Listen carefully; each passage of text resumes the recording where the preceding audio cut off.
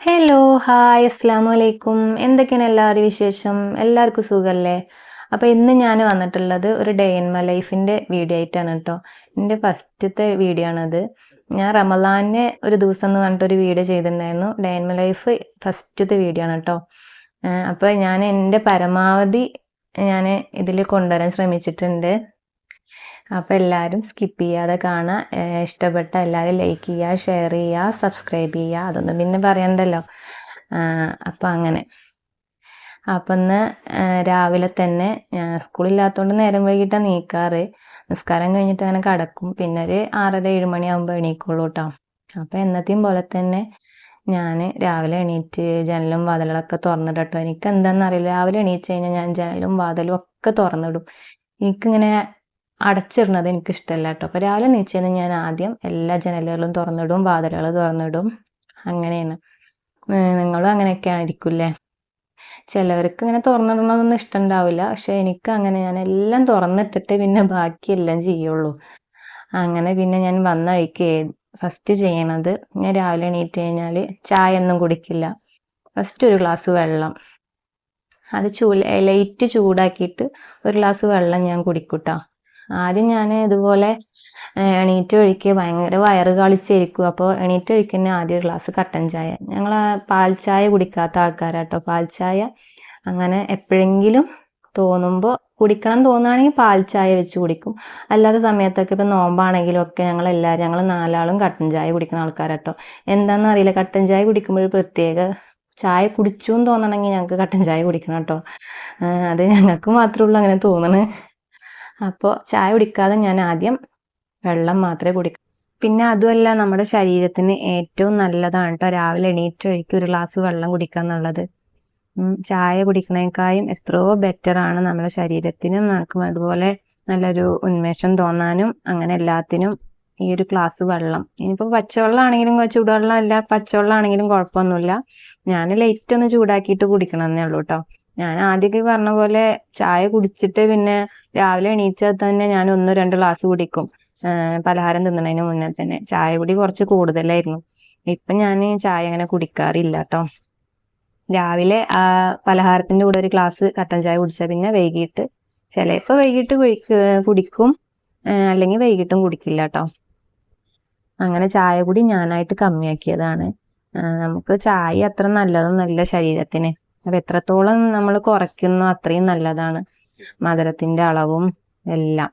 പിന്നെ ഇവിടെ എൻ്റെ കിച്ചുനാണെങ്കിൽ അവന് ചായയുടെ ഒന്നാമത്തെ ഉസ്താദാന്ന് തന്നെ പറയാം. അവനക്ക് എത്ര ചായ കിട്ടിയാലും അവനക്ക് മതിയാവില്ല. ഒരു ദിവസം നമ്മൾ എത്ര ചായ വെച്ചാലും അവൻ കുടിക്കും.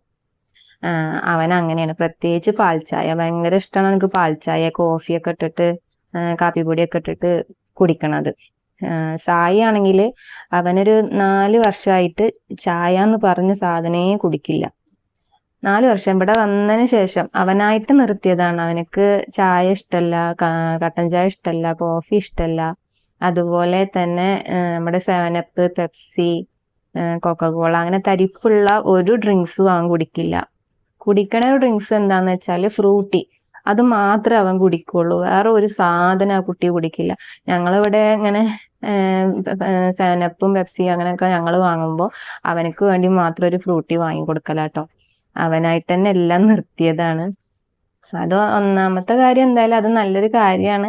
അവനെ ഞങ്ങൾ നിർബന്ധിച്ചാലും അവൻ കുടിക്കാം, അവനക്ക് ഇഷ്ടമല്ല എന്ന് പറയും. അപ്പോൾ ഇതുപോലെ രാവിലെ മദ്രസയ്ക്കൊക്കെ പോകുമ്പോൾ ചായ വെച്ചിട്ട് ബിസ്ക്കറ്റ് ചായയോ അങ്ങനെയൊക്കെ കഴിച്ചിട്ടാണ് ആദ്യമൊക്കെ പോയിരുന്നത്. ഇപ്പൊ ഇവന് ചായ കുടി നിർത്തിയതിന് ശേഷം ഈ പച്ചവെള്ളമൊക്കെ കുടിച്ചിട്ടാ പോകും. വേറെ ഒന്നും ആ കുട്ടി കഴിക്കില്ല. രാവിലെ പോകുമ്പോൾ ചിലപ്പോൾ ഗ്ലാസ് വെള്ളം മാത്രം കുടിച്ചിട്ടേ പോകുള്ളൂ. അപ്പൊ നമുക്കതൊരു ഗ്ലാസ് മാത്രം വെള്ളം മാത്രം കുടിക്കുമ്പോൾ ഒരു വിഷമം. പക്ഷെ അവനക്കത് പ്രശ്നമല്ല, അവനക്ക് വെള്ളം മാത്രം മതി. കിച്ചുവിന് രാവിലെ ചായയും അതുപോലെ ബേക്കറിയും കാര്യങ്ങളൊക്കെ അവനക്ക് വേണം. അപ്പൊ ഇന്നത്തെ പലഹാരം എന്ന് വെച്ചാൽ പുട്ടാണ് കേട്ടോ. എൻ്റെ കിച്ചുവിന് പുട്ട് എന്ന് പറഞ്ഞാൽ ഭയങ്കര ഇഷ്ടമാണ്. പുട്ടും ഗ്രീൻ പീസ് കറിയും. എല്ലാവരും പുട്ട് കടലക്കറി നല്ല കോമ്പിനേഷൻ, പക്ഷെ ഇവനക്ക് പുട്ടും ഗ്രീൻ ബീൻസ് കറിയും വേണം. അപ്പൊ ഇന്ന് പുട്ടുണ്ടാക്കാന്ന് വെച്ചിട്ടാ. അപ്പോൾ ഇക്കാക്കാണെങ്കിൽ 9 മണിയാകുമ്പോഴത്തേനും പോയാലും മതി. അപ്പോൾ ഇപ്പൊ സ്കൂളില്ലാത്തതുകൊണ്ട്, മദ്രസയില്ല ഞങ്ങൾക്ക് ഇവിടെ. തിരുവനന്തപുരത്ത് മദ്രസ തുറന്നിട്ടില്ല കേട്ടോ. ഇവർക്ക് മദ്രസ സ്കൂൾ തുറക്കുന്ന സമയത്ത് തന്നെ ജൂൺ 1-ാം തീയതി തന്നെയാണ് മദ്രസ തുറക്കുള്ളൂ കേട്ടോ. അതുകൊണ്ട് ഇപ്പൊ രണ്ടും ഇല്ലാത്തതുകൊണ്ട് കുറച്ചൊരു എന്താ പറയാ, രാവിലേക്ക് എണീക്ക പതുക്കെ മതിയാവും. ഇപ്പൊ നമ്മുടെ നാട്ടിലേക്കെന്ന് പറഞ്ഞിട്ടുണ്ടെങ്കിൽ സ്കൂള് തുറന്നിട്ടില്ല, പക്ഷെ മദ്രസകളൊക്കെ തുറന്നല്ലോ. അപ്പൊ അങ്ങനെ ആകുമ്പോഴും രാവിലെ നേരത്തെ എണീക്കണല്ലോ കുട്ടികളെ മദ്രസയ്ക്ക് പറഞ്ഞയക്കാനൊക്കെ.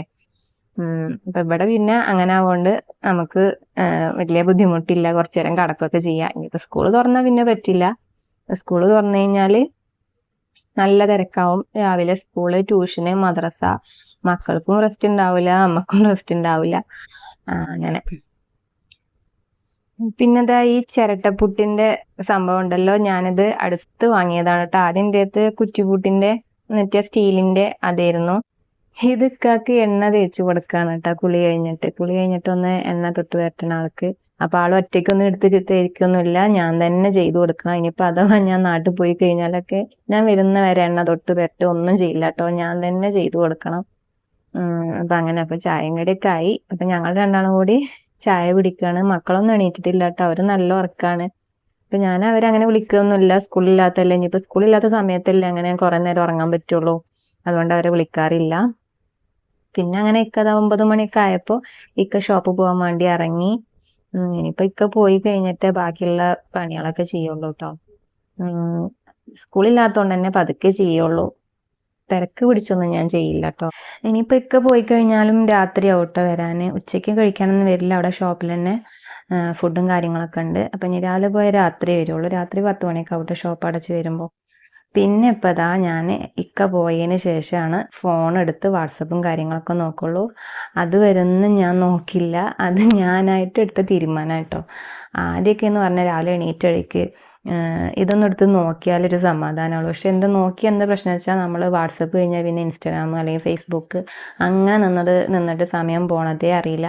അപ്പം ഞാനായിട്ട് ഒരു തീരുമാനം എടുത്തതാണ്. ഇപ്പം സ്കൂളിലെ ടൈമാണെങ്കിലും ഇവർ മൂന്നാളും പോയി, അവർ പോയതിന് ശേഷമാണ് ഞാൻ ഈ മൊബൈൽ എടുത്തിട്ട് ഒരു 15 മിനിറ്റ്, അതിന് ഞാൻ സമയം വെച്ചിട്ടുണ്ട്, ഒരു 15 മിനിറ്റ് അതിൻ്റെ ഉള്ളിൽ ഞാൻ ഒരുവിധം എല്ലാം നോക്കി വയ്ക്കും. പിന്നെ ഞാൻ ഫോൺ എടുത്ത് നോക്കണത് എൻ്റെ കുളി, അതുപോലെ ഉച്ചയ്ക്കുള്ള ചോറ് കറിയൊക്കെ വെക്കൽ കഴിഞ്ഞ് ആ ഒരു ടൈമിൽ ഞാൻ പിന്നെ എടുത്ത് നോക്കുള്ളൂ. അങ്ങനെ ആകുമ്പോൾ എന്താന്ന് വെച്ചാൽ നമ്മുടെ സമയം ഒരുപാട് പോവില്ല, ഒരുപാട് നമ്മൾ അതിനെ അതിലേക്ക് നമ്മൾ അഡിക്റ്റ് ആവില്ല. അപ്പം നമ്മളായിട്ട് തന്നെ മൊബൈൽ എന്ന് പറഞ്ഞാൽ നല്ലതിനുമാണ്, അതുപോലെ അപ്പോൾ മൊബൈൽ എന്ന് പറഞ്ഞാൽ നമുക്ക് ഉപകാരമുള്ളതുമാണ്, പക്ഷെ കൂടുതൽ ഉപയോഗമായി കഴിഞ്ഞാൽ അത് നമുക്ക് ബുദ്ധിമുട്ടാണ്. അപ്പം നമ്മൾ തന്നെ അതിനായിട്ടൊരു സമയം കണ്ടെത്തുക, അത്രേ ഞാൻ ചെയ്യുന്നുള്ളൂ. അപ്പം അത് ഒരുപാട് ഉപകാരമാണ് നമുക്ക്, നമ്മുടെ ഒരുപാട് സമയം പോവാതിരിക്കാനും. അതുപോലെ എൻ്റെ കണ്ണിനാണെങ്കിൽ ഞാൻ പറഞ്ഞിട്ടില്ലേ, ഒരുപാട് നേരം നോക്കിയിരുന്നാലൊക്കെ കണ്ണിന് പണി കിട്ടും. ഇപ്പം ഞാൻ എഡിറ്റ് ചെയ്യാൻ തന്നെ നിൽക്കുമ്പോൾ കുറേ സമയം ഫോണിൽ തന്നെ നോക്കി കഴിഞ്ഞാൽ എനിക്ക് നല്ല ബുദ്ധിമുട്ട് വരുന്നുണ്ട്. അപ്പം ഇതൊക്കെ ഞാൻ അത്രയും എഫേർട്ട് എടുത്തിട്ടാണ് ഞാൻ നിങ്ങളുടെ മുന്നിലേക്ക് ഓരോ വീഡിയോസും കൊണ്ടുവരണം കേട്ടോ. ഇപ്പം ഞാൻ അധികം നേരം ഫോണൊന്നും നോക്കിയിരിക്കാറില്ല, ഒരു സമയം ഞാൻ വെച്ചിട്ടുണ്ട്, അതിനുള്ളിൽ ഞാൻ കുറച്ച് നേരം നോക്കും, പിന്നെ ഗ്യാപ്പ് ഇട്ടിട്ട് അങ്ങനെയാണ് ഞാൻ ഫോൺ നോക്കാറ്. ഇപ്പോൾ ഈ വീഡിയോസ് തന്നെ ഞാൻ എടുത്തു വെച്ചിട്ട് കുറച്ചായി, പക്ഷെ അതിന് എഡിറ്റ് ചെയ്യാൻ, അതുപോലെ വോയിസ് ഓണർ കൊടുക്കാൻ ഒക്കെ കുറച്ചായിട്ടാണ് ഞാൻ ചെയ്യുന്നത്. ഒറ്റയടിക്ക് ഇരുന്ന് ഞാൻ ചെയ്യാറില്ല, അത് ഭയങ്കര ബുദ്ധിമുട്ടാണ് കണ്ണിന് കേട്ടോ, അതുകൊണ്ടാണ്. അപ്പോൾ അതാ മക്കൾ നല്ല കിടത്താട്ടോ, രണ്ടാളും അങ്ങോട്ടും ഇങ്ങോട്ടും തിരിഞ്ഞിട്ടാണ് കിടക്കുക. ഏട്ടൻ്റെ കാല് പിടിച്ചിട്ട് അനിയൻ കിടക്കുള്ളൂ. അങ്ങനെ അവനക്ക് ഉറക്കത്തിൽ ആരെങ്കിലും ഇങ്ങനെ തൊട്ട് കിടക്കണം അങ്ങനെ. അപ്പം ഞാൻ കുളിയൊക്കെ കഴിഞ്ഞ് എത്തിയിട്ടുണ്ട്. പിന്നെ ഞാൻ നേരത്തെ കുളിക്കും, കാരണം എന്താ വെച്ചാൽ ഒരുപാട് സമയമായി കഴിഞ്ഞാൽ വെള്ളം ഭയങ്കര ചൂടാവട്ടെ ടാങ്കിത്തെ, നമ്മൾ ചൂടുവെള്ളത്തിൽ കുളിക്കണ പോലെ ആവും. ഞാൻ കുളി കഴിഞ്ഞിട്ട് പിന്നെ ഒരു 11:30 മണിക്കാകുമ്പോഴത്തേനും ഞാൻ എൻ്റെ കുളി കഴിക്കൂട്ടോ. അപ്പോൾ അങ്ങനെ. അപ്പം ഒന്ന് ചിക്കന് തലേദിവസം കൊണ്ടുവന്നിട്ടുണ്ടായിരുന്നു, അപ്പോൾ ഒന്ന് ബിരിയാണി വെക്കാമെന്ന് വിചാരിച്ചു. അപ്പോൾ അത് സായി നീച്ചിട്ടുണ്ട്, അവനിതാ പുട്ടും പഞ്ചസാര കൂട്ടിയിട്ടാട്ടോ അവൻ കഴിക്കണത്. അവന് കറിയൊന്നും കൂട്ടില്ല. അപ്പോൾ അവനൊരു ടാബൊക്കെ വെച്ച് അവനങ്ങനെ ഇരുന്നിട്ട് ചായയൊക്കെ കുടിക്കുന്നുണ്ട്. ഞാൻ അവിടെ കുറച്ച് നേരം അവൻ്റെ കൂടെ ഇരുന്ന് ഉള്ളിയൊക്കെ നേരാക്കി മസാലകൾ ഉള്ളിയൊക്കെ സെറ്റാക്കുകയാണ് കേട്ടോ. പിന്നെ ചിക്കൻ വാങ്ങിക്കഴിഞ്ഞാൽ ആദ്യം എൻ്റെ മക്കൾക്ക് ബിരിയാണി തന്നെ വെക്കണം, അവർക്ക് നെയ്ച്ചോറിനോട് വലിയ താല്പര്യമൊന്നുമില്ല. അപ്പോൾ അതുകൊണ്ട് ബിരിയാണി തന്നെ വെക്കണം കേട്ടോ. ഞാൻ ദമ്മ് ബിരിയാണി ഉണ്ടാക്കാറ്. ആദ്യമൊക്കെ ഇതുപോലെ ചിക്കൻ പൊരിച്ചിട്ട് അങ്ങനെ ബിരിയാണി ഉണ്ടാക്കിയായിരുന്നു. പിന്നെ ഇതേപോലെ മസാല ആക്കി ദമ്മിട്ട് വെച്ചതിന് ശേഷം അവർക്ക് അതാ ഇഷ്ടം. അപ്പം ഞാൻ ദമ്മ് ബിരിയാണിയായിട്ട് ഉണ്ടാക്കണത്. ആദ്യമൊക്കെ ബിരിയാണി ഒന്നും ഉണ്ടാക്കാൻ എനിക്ക് അങ്ങനെ അറിഞ്ഞായിരുന്നില്ല. ഞാൻ ഇവിടെ തിരുവനന്തപുരം വന്നതിന് ശേഷം ഞാൻ ബിരിയാണിയൊക്കെ ഒറ്റയ്ക്ക് വെക്കാൻ തുടങ്ങിയത്. അവിടെ ഇക്കാൻ്റെ വീട്ടിലാണ് സമയത്ത് ഇക്കാടെ ഉമ്മേനൊക്കെ ബിരിയാണിയും ഒക്കെ വെക്കാറ്. ഞാനിങ്ങനെ ഉള്ളി അതൊക്കെ അരിഞ്ഞ് ഒക്കെ കൊടുക്കുകയുള്ളൂ. ഒന്നും വെക്കാനൊന്നും അറിയണ്ടായിരുന്നില്ല ബിരിയാണി. അതുപോലെ ചിക്കൻ കറി അങ്ങനെയുള്ള സംഭവം, ബീഫ് അതൊക്കെ വെക്കാൻ എനിക്ക് ഭയങ്കര പേടിയാണ്. നേരാവോ ശരിയാവോ എന്നൊക്കെ ഉള്ളൊരു ടെൻഷനായിരുന്നു. പക്ഷെ ഇവിടെ വന്നതിന് ശേഷം ഞാൻ തന്നെ ഒറ്റയ്ക്ക് എല്ലാം ചെയ്ത് എന്താ പറയുക പേടി മാറ്റി. ഇപ്പം ഞാൻ എല്ലാം ഉണ്ടാക്കും കേട്ടോ. ഒരുവിധം എല്ലാ സംഭവങ്ങളും ഞാൻ ഉണ്ടാക്കും. ഞങ്ങൾ അധികം പുറത്തുനിന്ന് ഞങ്ങൾ അങ്ങനെ വാങ്ങാറില്ല. ഞാൻ തന്നെ ഉണ്ടാക്കാറ്. അപ്പോൾ മന്തി ആണെങ്കിലും അതുപോലെ ബിരിയാണി, നെയ്ച്ചോറ് അങ്ങനെയൊക്കെ ഒക്കെ ഞാൻ തന്നെ ഉണ്ടാക്കാറ് കേട്ടോ. പിന്നെ ഇപ്പം എന്താ പറയുക, ബിരിയാണിക്ക് ഞാനെന്താ മസാലകളൊക്കെ ഒക്കെ ഗ്യാസിൽ തന്നെയാണ് കേട്ടോ. ഇവിടെ അടുപ്പും കാര്യങ്ങളൊന്നുമില്ല. പൊതുവേ തിരുവനന്തപുരത്ത് ഏത് നമ്മളൊരു വാടകയ്ക്ക് വീടെടുത്താലും അവിടെ അടുപ്പ് കാണില്ല. എല്ലാവരും ഗ്യാസ് ഉപയോഗിക്കുന്ന ആൾക്കാരാണ്. എനിക്കാണെങ്കിൽ അടുപ്പിലുണ്ടാക്കണം ബിരിയാണി, നെയ്ച്ചോറ് അങ്ങനെയൊക്കെ അടുപ്പിലുണ്ടാക്കണം നല്ല ടേസ്റ്റ്. ദമ്മിടാനും ഒക്കെ അതിനൊരു പ്രത്യേക തരം ടേസ്റ്റ് അല്ലേ. പക്ഷേ ഇവിടെ ഞങ്ങൾക്ക് അടുപ്പൊന്നുമില്ല, ഗ്യാസിൽ തന്നെയായിട്ട് എല്ലാം ചെയ്യാറ്. അപ്പം അങ്ങനെ. പിന്നെ മല്ലിയിലയും അതുപോലെ പുതിന ഇലയും ഞാൻ ഈ ഫ്രിഡ്ജിൻ്റെ വെക്കണ ഈ ബോക്സുകളൊക്കെ വാങ്ങിയത് നല്ലൊരു ഉപകാരമായിട്ടാണ്. ഞാൻ കുറേ ആയിട്ട് ഞാൻ ഇങ്ങനത്തെ വാങ്ങണം എന്ന് വിചാരിച്ചിരിക്കുകയായിരുന്നു. അങ്ങനെയാണ് ഞാൻ മീഷോയിൽ കണ്ടിട്ട് അത് ഓർഡർ ചെയ്ത് വാങ്ങിയത് കേട്ടോ. പിന്നെ പുതിന പൊട്ടിക്കാൻ വന്നതാണ്. ഞാനിന്ന് മല്ലിയില മാത്രമേ വാങ്ങാറുള്ളൂ. പുതിന ഞാൻ വാങ്ങാറില്ല ബിരിയാണിക്ക്. ഒരു തവണ വാങ്ങിയ സമയത്ത് ഞാൻ ഇതിൻ്റെ തണ്ട് ഞാൻ കുഴിച്ചിട്ട് അങ്ങനെ ഉണ്ടാക്കിയതാട്ടോ. അപ്പോൾ ഇത് പ്രത്യേക തരം ടേസ്റ്റുമാണ്. നമ്മൾ ഉണ്ടാക്കിയത് വെച്ചിട്ട് നമ്മൾ ബിരിയാണി വെച്ച് നല്ല സ്മെല്ലുമാണ് കേട്ടോ. അധികം വിലയും വേണ്ട. ഇതെങ്ങനെ ഉണ്ടാക്കുക എന്നൊക്കെ ഒരുപാട് പേര് എന്നോട് ചോദിച്ചിട്ടുണ്ട് കേട്ടോ. എങ്ങനെ ഉണ്ടാക്കുക, എങ്ങനെ ഇത് വെച്ച് പിടിപ്പിക്കണത് എന്നൊക്കെ. ചിലവരിത് ചെയ്തിട്ട് ശരിയായില്ല എന്നൊക്കെ പറഞ്ഞിട്ട് എന്നെ വിളിച്ചിട്ടുണ്ടായിരുന്നു, അതുപോലെ മെസ്സേജ് അയച്ചിട്ടുണ്ടായിരുന്നു. അങ്ങനെ ഇതെന്ന് പറഞ്ഞാൽ ഞാൻ ബിരിയാണിക്ക് കൊണ്ടുവരണ പുതിനൻ്റെ നല്ല മൂത്ത തണ്ട് ഉണ്ടാവില്ലേ, ആ തണ്ട് ഇലക്കെ എടുത്തതിന് ശേഷം ആ തലപ്പിലെ തൂമ്പ് മാത്രം അവിടെ വെച്ചിട്ട് അതൊരു 5-6 ദിവസം ഒരു ഗ്ലാസ്സിൽ വെള്ളമാക്കിയിട്ട് ഞാൻ അകത്ത് അടുക്കളയിൽ തന്നെ ഞാൻ വെക്കും. പിന്നെ ഒരു 5-6 ദിവസം കഴിഞ്ഞ് കഴിഞ്ഞാൽ അതിലിങ്ങനെ ചെറിയ വേരുകളൊക്കെ വന്നിട്ടുണ്ടാവും. ആ സമയത്ത് നമ്മൾ മണ്ണെടുത്തിട്ട് അതിൽ കുഴിച്ചിട്ട് കഴിഞ്ഞാൽ പെട്ടെന്ന് പിടിക്കും കേട്ടോ. എനിക്കത് പിടിക്കലുണ്ട്. പക്ഷെ ചിലർക്ക് അങ്ങനെ അവർക്കൊന്നും അങ്ങനെ വെക്കുമ്പോൾ പിടിക്കണില്ല എന്നാണ് പറയുന്നത്. എന്താണെന്ന് എനിക്കറിയില്ല. പക്ഷെ ഞാൻ ഇതുവരെ വെച്ചതൊക്കെ ഉണ്ടായിട്ടുണ്ട് കേട്ടോ. നമുക്ക് പെട്ടെന്നൊന്ന് ഒരു കട്ടൻ ചായയിൽ എടുത്ത് ഒരു ഇല പൊട്ടിച്ച് വെക്കണം എന്നുണ്ടെങ്കിലും നമ്മുടെ വീട്ടിലുണ്ടെങ്കിൽ നല്ലതല്ലേ. അപ്പോൾ ഒരു പ്രത്യേകത ടേസ്റ്റ് ആട്ടോ. നമ്മൾ വീട്ടിൽ തന്നെ ഉണ്ടാക്കി കഴിഞ്ഞിട്ട് ആ ഒരു ഇല ഇട്ട് കഴിഞ്ഞ് ഉണ്ടാക്കി കഴിഞ്ഞാൽ നല്ല സ്മെല്ലുമാണ്. അങ്ങനെ അപ്പോൾ അതാ ബിരിയാണിയൊക്കെ ആയിട്ടുണ്ട്. ഉച്ച നേരമായിട്ടാണ്. ബിരിയാണിയൊക്കെ ഇപ്പോൾ രണ്ടാൾക്കും വിളമ്പി കൊടുക്കുകയാണ്. അപ്പോൾ കാല് നിന്ന് തിരയാട്ടോ. രണ്ടാൾക്കും കാല് കൊടുന്ന വെക്ക് രണ്ടാൾക്കുമാണ്. അപ്പോൾ കാലൊന്ന് തിരഞ്ഞിട്ട് രണ്ടാൾക്കും കാലൊക്കെ ഇട്ട് കൊടുത്ത് അങ്ങനെ ഞാനും ചായയും ചോറൊക്കെ കഴിക്കാൻ വേണ്ടി ഇരുന്ന്. കിച്ചു അപ്പുറത്ത് നിസ്കരിക്കുന്നുണ്ട് കേട്ടോ. അവൻ നിസ്കാരം കഴിഞ്ഞിട്ട് ഇപ്പോൾ വരും ചോറിനാൻ. അപ്പോൾ ഞങ്ങളങ്ങനെ ചോറൊക്കെ കഴിച്ചിട്ട് ഇരിക്കുകയാണ് കേട്ടോ. 2 മണി ആവാനായി. അങ്ങനെ പിന്നെ അത് കഴിഞ്ഞ് കുറച്ച് നേരം കടന്ന് വൈകുന്നേരം ഒരു 4 മണിയൊക്കെ ആയതിനു ശേഷം ഞാൻ എൻ്റെ ചെടികൾ നനക്കാൻ വേണ്ടി ഇറങ്ങിട്ടോ. ഇവിടെ ആണെങ്കിൽ ഓപ്പൺ ടെറസല്ലേ, ഭയങ്കര വെയിലാണ് കേട്ടോ.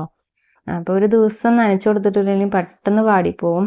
പിന്നെന്താ വെച്ചാൽ ഈ 10 മണിക്ക് നല്ല ഒരു നല്ലൊരു ക്ലൈമറ്റാണ്. ഈ വെയിൽ വേണമല്ലോ 10 മണിക്ക്. അതുകൊണ്ട് 10 മണി നന്നായിട്ട് ഉണ്ടാവണുണ്ട്. ഇത് സായി ഫിഷ് ടാങ്ക് ക്ലീൻ ആക്കാണ് കേട്ടോ. അതിലാകെ പായലൊക്കെ ആകായിട്ട് വൃത്തികേടായിട്ട് കിടക്കണം. അപ്പോൾ അത് വൃത്തിയാക്കാണ് കേട്ടോ. അപ്പോൾ ഇന്നത്തെ വീഡിയോ ഇത്രയൊക്കെ ഉള്ളൂ കേട്ടോ. അപ്പോൾ വീഡിയോയിൽ എന്തെങ്കിലുമൊക്കെ തെറ്റുകുറ്റങ്ങളൊക്കെ ഉണ്ടെങ്കിൽ കമൻറ്റിലൂടെ അറിയിക്കണം. അപ്പോൾ വീഡിയോ ഇഷ്ടപ്പെട്ടു എന്ന് വിചാരിക്കുന്നു. അപ്പോൾ അടുത്ത അടിപൊളി വീഡിയോ ആയിട്ട് ഞാൻ വീണ്ടും